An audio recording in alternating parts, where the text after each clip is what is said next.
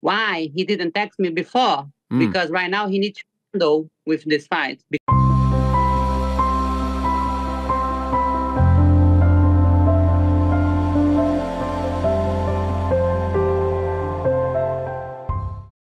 السلام عليكم، أهلا بكم متابعينا في مقطع جديد.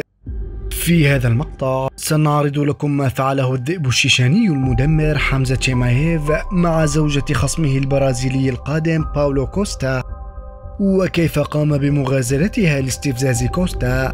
فتابعوا معنا ما حدث وكيف كان رد كل من كوستا وزوجته على حمزة، ولا تنسوا الاشتراك بصفحتنا على فيسبوك ليصلكم كل جديد. ما هي إلا أيام قليلة فقط وسنشهد أحد أكثر النزالات حماسة وإثارة على الإطلاق، وذلك بين الذئب الشيشاني المرعب حمزة تشيمايف وخصمه البرازيلي صاحب العضلات المفتولة باولو كوستا.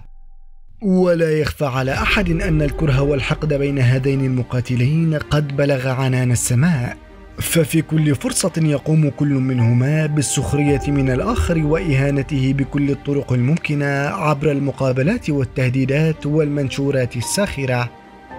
ويبدو أن البطل الشيشاني قد ضاق ذرعا بقلة احترام كوستا وتصرفاته المزعجة، فقرر استفزازه بطريقة أخرى لم يكن يتصورها، وهي عن طريق زوجته وصديقته، حيث قام حمزة بمغازلة زوجة كوستا ومحاولة إقناعها بترك هذا الرجل المنحرف.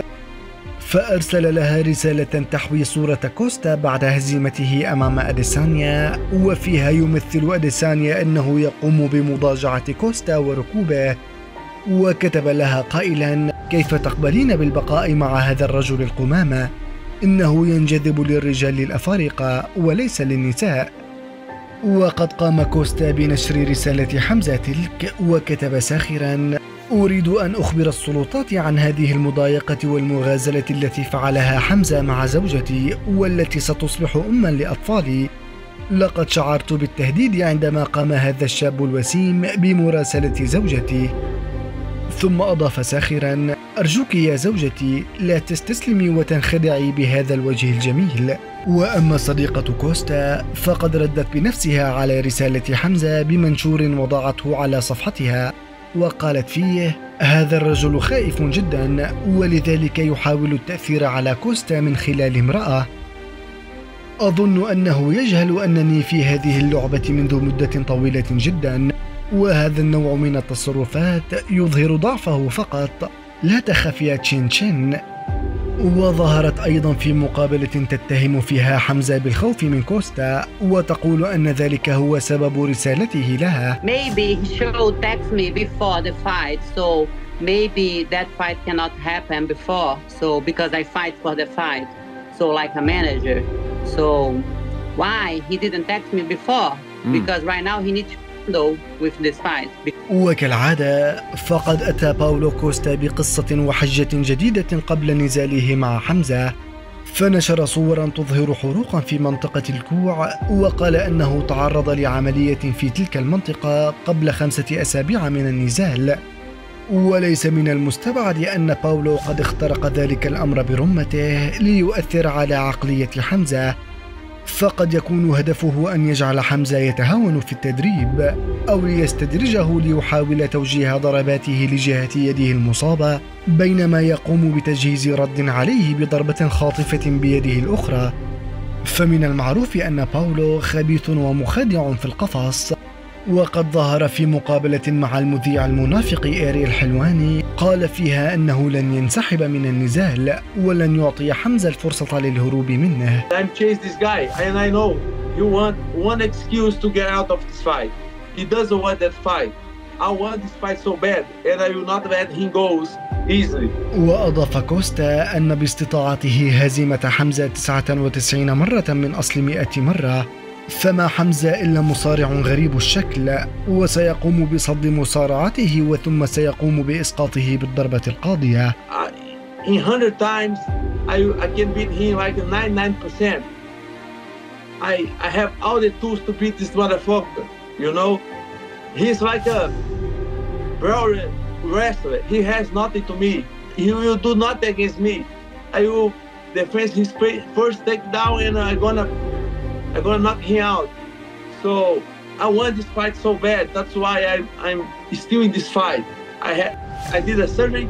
وأما حمزة فقد رد على كوستا بمقطع يعده فيه بالقضاء عليه وإرساله بصندوق إلى البرازيل، وذلك بعد أن يقوم بافتراسه وإخضاعه، وخاصة أنه قد أتى إلى بلده الثاني وهو الإمارات العربية المتحدة، وهي البلد التي سيمثلها حمزة في قتاله ضد كوستا بعد أن توقف عن تمثيل السويد.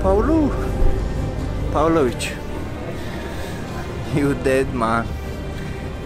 Just be sure, come up to the cage, beat you up, send you back in the package to Brazil. But still in Brazil, they don't want you. No countries recognize you.